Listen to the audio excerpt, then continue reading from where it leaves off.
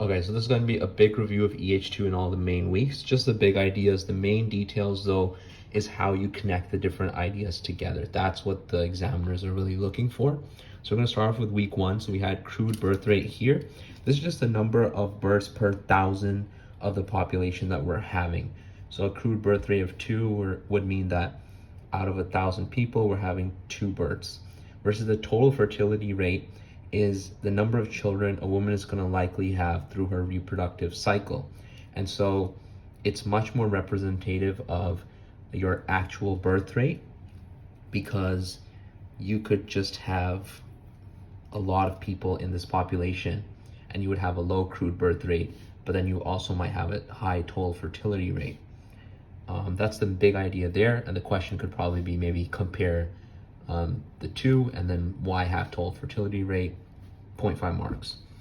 So what are the 5 leading causes of adult death in Australia? You have to memorize this: ischemic heart disease, dementia, Alzheimer's, cerebrovascular diseases, trachea and lung cancer is number 4, and then number 5 is chronic lower respiratory disease. MCQ might be ischemic heart disease, but the main thing is you just have to memorize these 5 things. Then you have your population structures.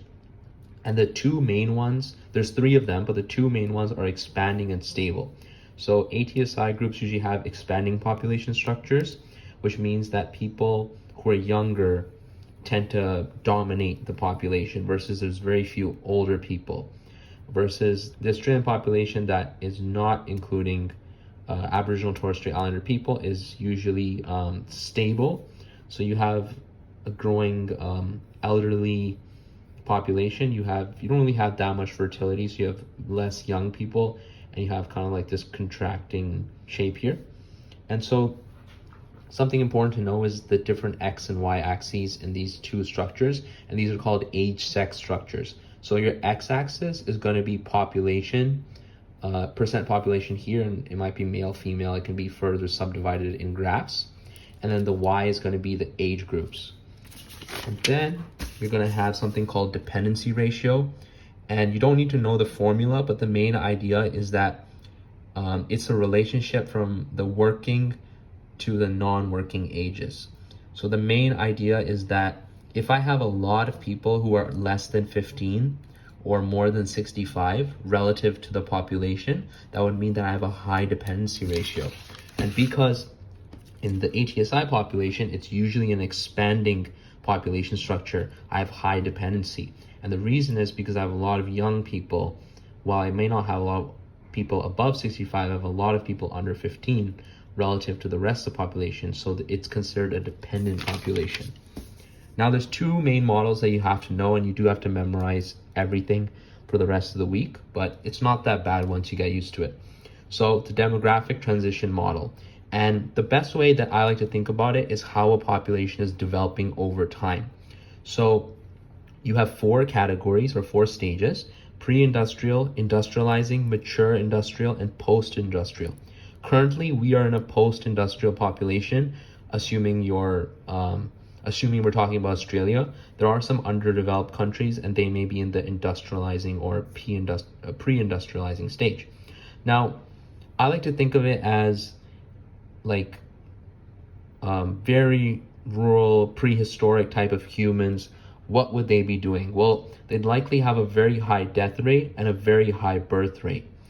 So essentially that is what's creating these 2 wiggly lines here.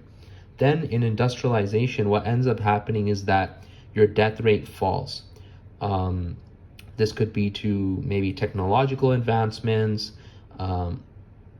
better healthcare, things of that nature is going to essentially decrease your death rate. But you still have a high crude birth rate, and we don't know why, but maybe it's like a social thing. Like it's just societally acceptable to have a crude birth rate. Most of our grandparents had 4 or 5 siblings. So I guess that's a generalization there. And then what ends up happening is that your high birth rate falls, and your death rate will essentially stabilize. It'll stop falling. And then we get into our post-industrial population, which we're in now, where our population stabilizes. Now, let's think about population growth. I used to get confused because I used to think, well, crude death rates decreasing, crude birth rates decreasing here. Well, what's happening to the actual population size? Here I have a stable population size. My crude death rate is going to decrease, so my population may not increase as much in terms of number, but they're going to be able to live longer. Then in the mature industrial, there's also high crude birth rate here. So they're living longer and they're also having more kids. And then here, I guess you're not having as many kids, but they're still living as long. And then here we've come to a point where we're not really having as many kids as we used to have, and we're not really dying early, so we're living long.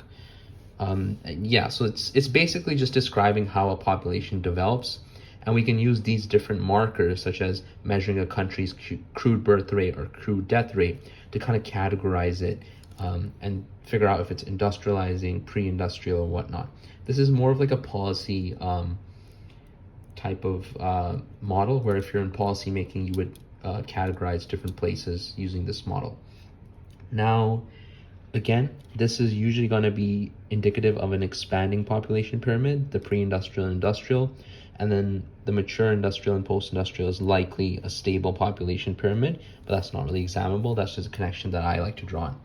Now you have another model, which is the epidemiological transition theory, and this kind of is explained by the demographic transition model. So the epidemiological transition theory says that in some ways, or over time, you're going from infectious disease to degenerative disease. So let's first explain that. Infectious disease is like the cold, flu, which could then lead to diarrhea, which actually was the #1 cause of human death to some time, not anymore. And then we get degenerative diseases. So these are like, I like to think of them as non-communicable. So things of like age, you're getting older, reactive oxygen species, cancer, things like that. And so the reason how the epidemiological transition theory is explained by the demographic transition model is that as we go into industrialization, we're less likely to be having, we're likely to have better technologies and less likely going to have these infectious disease related deaths, more to do so with degenerative diseases. Now, I've written here stage 4, which is connecting to the post-industrial stage where we're at right now. There is this re-emergent disease theory. So essentially what's happening is that diseases that we had when we were in a pre-industrial stage, they're kind of coming back. And in terms of like specific disease examples, that wasn't really the focus. I think it's more so the idea that you can have re-emergent disease. Maybe know like 3 or 4 examples that you can Google search that are relevant of the time. Now, what is the double burden of disease? This is essentially where you're going to have communicable and non-communicable diseases. So an example could be maybe you have like a viral or a bacterial disease, but you're also diabetic. So usually communities with lower socioeconomic status who are not able to enjoy the luxuries of on-demand medication, they're in a really rural or remote area, they may be suffering from, non-communicable diseases, being diabetes and hypertension, but they're also susceptible to communicable disease. And usually people from low socioeconomic status are going to be facing this double burden of disease.